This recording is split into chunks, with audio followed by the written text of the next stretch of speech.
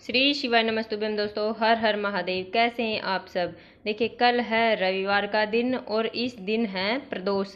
देखिए, प्रदोष का जो व्रत है वो भगवान शिव के लिए किया जाता है और प्रदोष का जो दिन है वो भगवान शिव को अत्यधिक प्रिय दिन है। तो इसलिए हमें प्रदोष के व्रत के साथ साथ हमें कुछ उपाय भी करने चाहिए। देखिए, प्रदोष का जो व्रत है वो घर में सुख शांति समृद्धि के लिए किया जाता है। यह बहुत ही उत्तम व्रत है। देखिए, पूज्य गुरु जी की ही कथा सुनकर समझकर समझाने का पूरा प्रयास करूंगी, इसलिए वीडियो को अंत तक जरूर देखना। और अगर आप भगवान शिव के अनंत भक्त हैं तो चैनल को सब्सक्राइब जरूर करना। देखिए, पूज्य गुरु जी की ही कथाओं में से छांटकर इन उपायों को बताया गया है और ये एक एक उपाय बहुत ही उत्तम उपाय हैं। हम अपनी वीडियो में 4 उपाय बताएंगे। देखिए, आपके जीवन में अगर कष्ट बहुत ज़्यादा है, संकट बहुत ज़्यादा है, बहुत ज़्यादा तकलीफ है, जीवन बहुत कठिनाई से गुजर रहा है और कोई रास्ता नज़र ही नहीं आ रहा है, तो हमें प्रदोष के दिन हमें इन उपायों को ज़रूर करना चाहिए। देखिए, रविवार की प्रदोष है और रविवार की प्रदोष बहुत ही खास प्रदोष है और यह अधिक मास में है, इसलिए इसका महत्व और भी ज़्यादा है। देखिए, चलते हैं उपाय की ओर। हमें लेना है 1 लोटा जल। देखिए, हमें लोटा लेना है तांबे का और जल अपने घर से ही भरकर ले जाना है। उसके बाद में हमें लेना है थोड़ा सा गंगा जल। देखिए, गंगा जल है वो सबके घरों में मिल जाएगा ये इतना, और अगर नहीं मिलता है तो हम मार्केट से या फिर किसी धार्मिक स्थल से इसे मंगवा सकते हैं। थोड़ा सा गंगा जल लेने के बाद में हमें लेना है 7 दाने गेहूं के। देखिए, गेहूं तो सबके घर में आसानी से मिल जाएंगे। गेहूं के हमें 7 दाने गिनकर लेने हैं। वो खंडित दाने नहीं होने चाहिए। देखिए, खंडित चीज़ है वो भगवान शिव पर समर्पित नहीं होती है। उसके बाद में हमें जो गंगा जल लिया है और जो 7 दाने गेहूं के लिए हैं, हमें उस लोटे में डाल लेने हैं और जल डाल लेना है। देखिए, तीनों चीज़ें एक लोटे में भरकर हमें ले जाना है। उसके बाद में हमें एक्स्ट्रा से थोड़ा सा 1 मुट्ठी गेहूं हमें अपने हाथ में भी ले जाना है। देखिए, हम वहाँ पर लेकर चले जाएंगे 1 मुट्ठी गेहूं। इसके लिए भी हम आगे उपाय में आपको बताएंगे कि इसका करना क्या है। देखिए, ये सब सामग्री लेकर हमें पहुंच जाना है भगवान शिव के मंदिर में। देखिए, मंदिर में जाने के बाद में हमें अपनी पूजा पाठ, अपनी पूजा अर्चना करनी है वहाँ पर जाकर, और वहाँ पर हमें उत्तर की तरफ मुंह करके बैठ जाना है। उसके बाद में जो हम 1 लोटा जल लेकर आए हैं वो हमें श्री शिवाय नमस्तुभ्यम का जाप करते हुए भगवान शिव के शिवलिंग पर समर्पित कर देना है।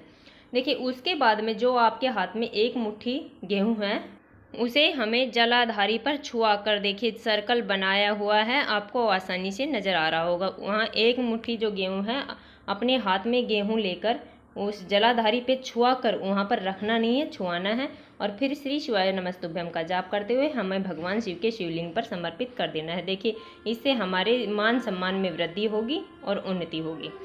चलिए चलते हैं हम दूसरे उपाय की ओर। देखिए, अगर आपके व्यापार अच्छे से न चल रहा है, पैसा डूब गया, आर्थिक समस्या घर में है, ऊर्जा नहीं, आलसी हैं, तो हमें इन उपायों को अवश्य ही करना चाहिए। बहुत ही कारगर उपाय हैं और बहुत ही अचूक उपाय हैं। इसके लिए हमें करना क्या है, हमें लेना है 3 बेलपत्र। देखिए, 3 बेलपत्र हमें लेनी है। बेलपत्र कटी फटी नहीं होनी चाहिए। उसके बाद में हमें, अगर आपके पास बेलपत्र नहीं है तो आप भगवान शिव के शिवलिंग पर से उठाकर उन्हें शुद्ध जल से धुलकर आप उन्हें उपयोग में ला सकते हैं।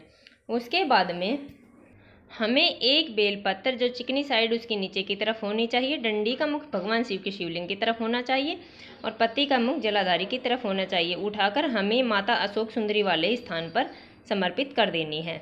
उसके बाद में हमें दूसरी बेलपत्र उठानी है और भगवान शिव की 5 पुत्रियां जया, विषहरा, शामलीवारी, देव और तोतली का नाम लेते हुए हमें भगवान शिव के शिवलिंग पर समर्पित कर देनी है। डंडी का मुख जलाधारी की तरफ होगा, पत्ती का मुख अपनी तरफ होगा।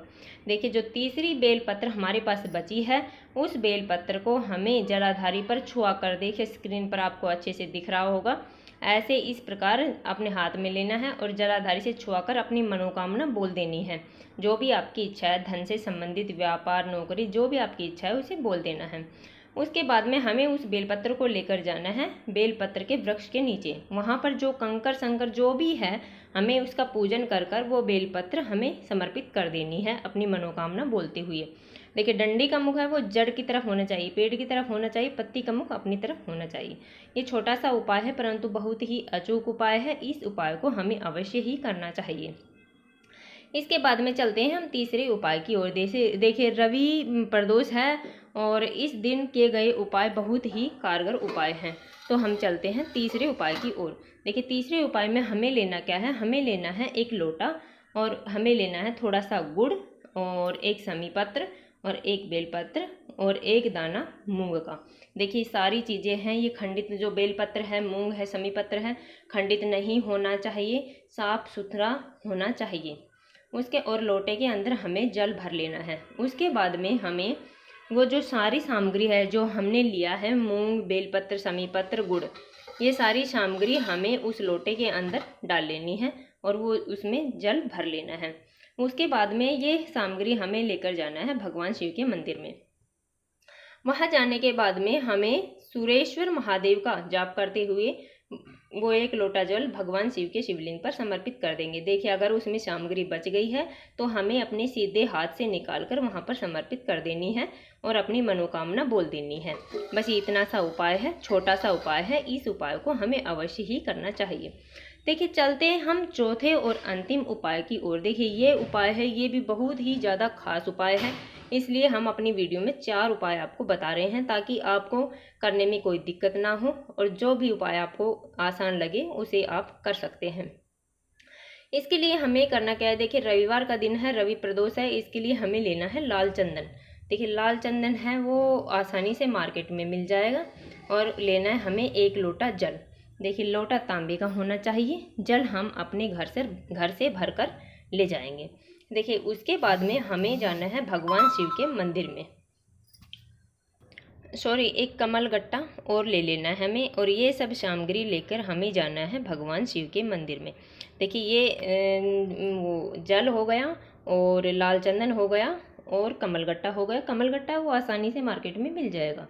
वो सब सामग्री लेकर हमें जाना है भगवान शिव के मंदिर में। देखिए वहाँ पर जाने के बाद में हमें लाल चंदन लेकर, लाल चंदन अपने सीधे हाथ में लेंगे और उसका लेपन अच्छे से हम माता अशोक सुंदरी वाले स्थान पर कर देंगे।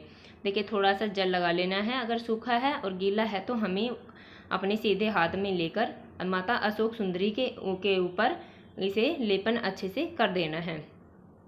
उसके बाद में हम जो एक कमल गट्टा लेकर आए हैं उसे हमें अपने लोटे में डाल लेना है, जहाँ उसमें जल भरा है और उसके अंदर ही हमें एक कमल गट्टा डाल लेना है। उसके बाद में हमें श्री शिवाय नमस्तुभ्यम का या हर हर महादेव, भगवान शिव का जो भी आपको प्यारा सा मंत्र आता है उसका स्मरण करते हुए हमें वो एक लोटा जल भगवान शिव के शिवलिंग पर समर्पित कर देंगे। देखिए कमल गट्टा या तो पानी के साथ गिर जाएगा, नहीं फिर हमें अपने सीधे हाथ से निकालकर भगवान शिव के शिवलिंग पर समर्पित कर देना है। देखिए यह अगर आपके जीवन में बहुत ज़्यादा तनाव है, बहुत ज़्यादा तकलीफ है, कर्ज बहुत ज़्यादा बढ़ रहा है तो इनके लिए इन उपायों को अवश्य ही करना चाहिए। ये उपाय बहुत ही कारगर उपाय हैं और प्रदोष का दिन है, भगवान शिव का दिन है और बाबा भोले भंडारी सबकी मनोकामना पूरी करें, यही हमारी विनती है।